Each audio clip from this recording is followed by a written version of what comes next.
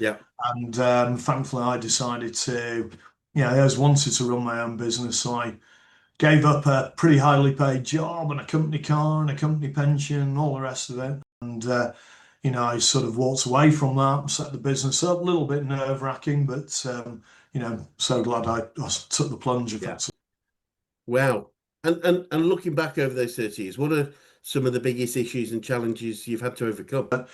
You've had things like, I've had fraud, Right. I've had companies going bust on me, Yeah. had collaboration with suppliers that were effectively going to cut us out of our production.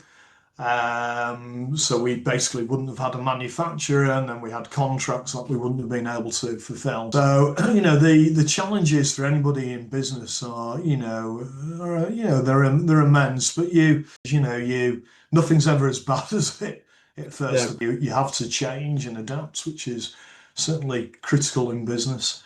And usually you do sometimes you're having a business, but I do think the benefits far outweigh the sort of adverse events, if you like, of running a business. I mean, I work with lots of business owners, and one of the things I always say to them is that the challenge of running a business is ultimately the buck stops with us until we get someone else for whom it can stop for.